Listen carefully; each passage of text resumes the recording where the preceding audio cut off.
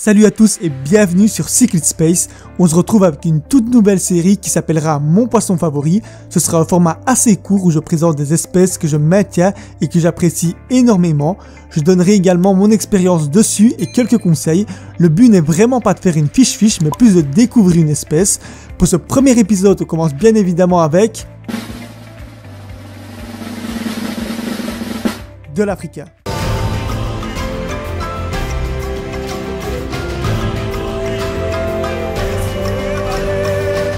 Le Nanochromis parilus est un cyclidé nain originaire de la République démocratique du Congo. Il se retrouve principalement dans le Bas-Congo. Quelques localités types sont Luozi, Boulou, Kinganga, Kinsuka, mais on le retrouve également en amont de Poumalebo, par exemple à Maluku. Dans son habitat naturel, il vit dans une eau au pH entre 7 et 7.5, très douce avec une conductivité quasi nulle et une température aux alentours de 24 degrés. C'est pas un poisson super strict au niveau des paramètres. En aquarium, il s'acclimate bien à une eau au pH entre 6.5 et 8 avec un GH de 0 à 20. Le mâle mesure environ 8 cm taille adulte, la femelle est plus petite. Il faut au grand minimum une surface au sol de 60 x 30 cm, plus c'est mieux évidemment. Je trouve que c'est une espèce splendide. En vidéo, ça donne cet effet gris-beige, mais en réalité, c'est tout dans la subtilité. Il y a du bleu, du mauve, du rose, du rouge, du corps en nageoire. Bref, c'est à tomber par terre.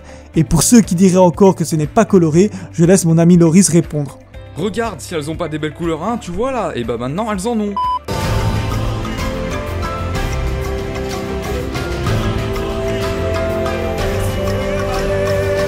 Alors niveau comportement, c'est un vrai nerveux, que ce soit en intra ou en interspécifique, et forcément ce caractère est exacerbé en période de reproduction.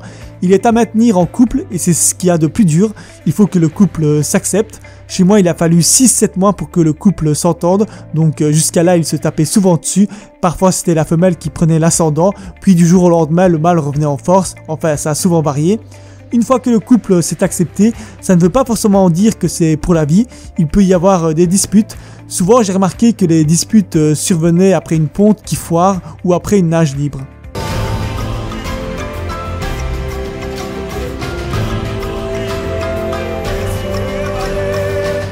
Pour la reproduction, c'est un pondeur sur substrat caché.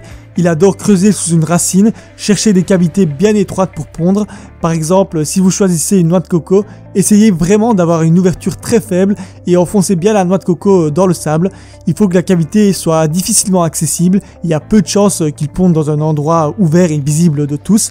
Une fois que la femelle a pondu, les œufs éclosent au bout de quelques jours environ et on peut apercevoir la nage libre au bout d'une bonne semaine.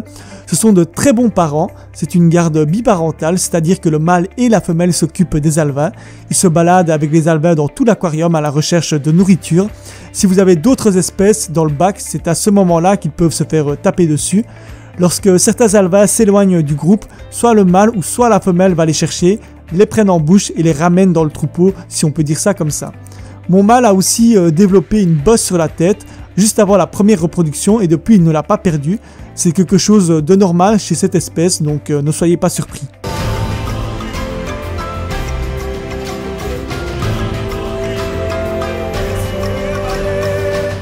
Concernant le décor, c'est un cyclidé qui reste créatif, donc je vous conseille d'aménager le sol avec beaucoup de cachettes, feuilles, branches, racines, plantes et cela sur toute la surface du sol. En faisant ça, vous les verrez se déplacer dans l'entièreté du bac. Si vous mettez juste un spot caché et une plage absolument vide, vous risquez de ne pas trop les voir dans la partie à découvert. C'est un vrai sabulicole, il fouille le sable à longueur de journée à la recherche de nourriture, il aspire du sable par la bouche et parfois le recrache directement par la bouche ou d'autres fois par les ouïes. Il est dès lors primordial d'avoir un sable fin.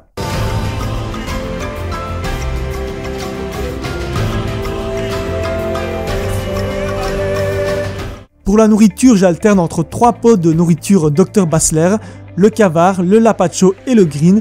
Le tout est de ne pas trop nourrir pour que le poisson reste svelte.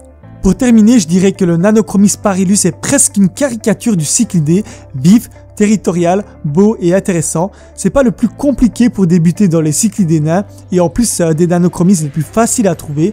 C'est la fin de la vidéo, j'espère que ça vous a plu. Le but était vraiment de faire découvrir une espèce mais du point de vue pratique en amenant des conseils et en relatant ma propre expérience. N'hésitez pas à me donner votre avis en commentaire. À la prochaine, ciao.